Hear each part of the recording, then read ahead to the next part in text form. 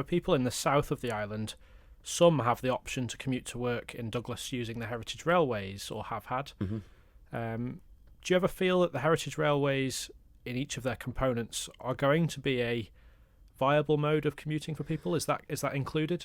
I don't see the Heritage Railways as a core part of our transport and commuting infrastructure. I think they are great things, which I very much believe are important for the Isle of Man. Because important for what, though? I think primarily for our proposition as a destination for people to visit, because they make us distinctive, but also as a great place to live as well, and they're part of the fabric of the island. But you look at the length of time it takes to journey on those different forms of transport. That's not commuting. They're journeys of desire rather than journeys of necessity. Mr. Shimmins, you've argued in sittings in Tynwald that there isn't a business case for some aspects of the Heritage Railways to keep going. Is that your main concern? So first of all, I agree with Tim that the Heritage Railways are not a commuting resource. I think with the population that we have, it's unrealistic to expect them to be a commuter route, and they only run for a small number of months during the year. So they are journeys of desire. They're great things, but they're not a commuting route. And I think you'd have to see the population grow exponentially, perhaps even above 1 million, to justify the type of mass transit tram system, electric tram system, because actually they work well in moving large numbers of people through highly densely populated areas. Well, the population has grown enormously in Peel, for example, and there was once a railway line connecting Peel and Douglas. Is that not a viable thing ever again? Sadly not. I think it's unrealistic. So the population of Peel is roughly 5,000. It would need to be many, many times more than that to make it viable. The other thing I think people just need to consider is that where people work has changed a lot over the decades. So a lot of the offices that were in the centre of Douglas are now in outlying business parks. So the actual train routes and tram routes don't go to where a lot of the workplaces are, and they go nowhere near where the high schools are in Douglas. So they're a great tourist attraction, but really, if you look at the cost of putting in a mass transit electric tram, it's roughly about 400 million. You would need a population of, I think, on the numbers that I've looked at, in excess of 1 million to make it work. Because we've seen it work with great success in places like Edinburgh, in Greater Manchester, other places that Manx residents will have gone to. You think it's a matter of scale, basically? It absolutely. If you look at those areas, they're densely populated urban areas, and they work really well there. We kind of have the opposite here. We have very long lines with not a great deal of population close to those lines. So the way that a mass transit system works is short lines with hundreds and hundreds of thousands of people.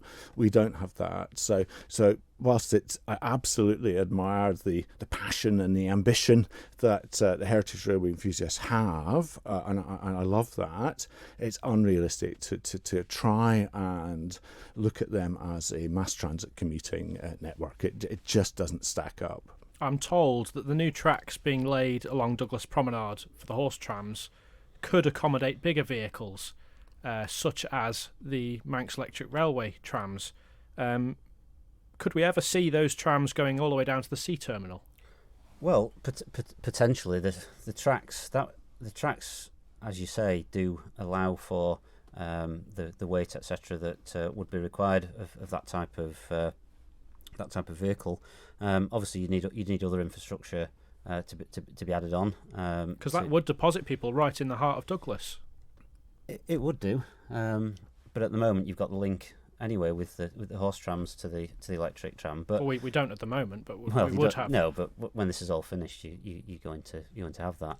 I mean, that was a decision that was made when the tracks were being procured. There was an opportunity to procure tracks that would cope with the potential for the MER to run down the prom. That was all done within the cost budgets that were in the scheme. So that was sensible future proofing. Because you've been criticised for not future-proofing in other areas, like we spoke about the Heritage Railway line, the Heritage Trail, even up the west coast of the island. Those bridges aren't going to be weight-bearing, so there's no, or not weight-bearing for vehicles, I should say. So there's no provision for railways up that line again in the future. Whereas there could be the MER coming down the prom at some point in the future.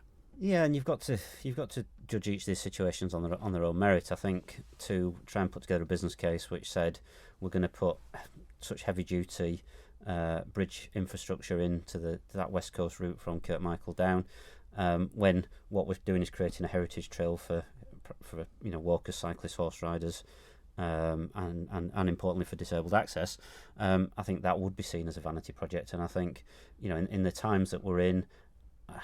Even if I thought it was a good idea to submit a business case to justify that, I think the challenges and the process within government would have said that's not something we can support. So it wasn't considered at any point? I mean, obviously this has been a while in the making, and so could I say it had never been considered? I couldn't categorically say that, but certainly it's not something that I think should have been or was ever a realistic prospect. Whereas running some electric trams down the prom, that could happen. It's almost a natural extension. But importantly, we did that was done in place of the horse trams, or as well as yeah. But the important point with that was that could be accommodated within something we were already doing at no extra cost. So it was a pragmatic decision, which I think that was worth doing. But some of this other stuff would be so speculative, and as Bill's just said, the prospect of putting the major capital investment that would be required to create that sort of train system which was taken away 50 years ago, I just think that is unrealistic.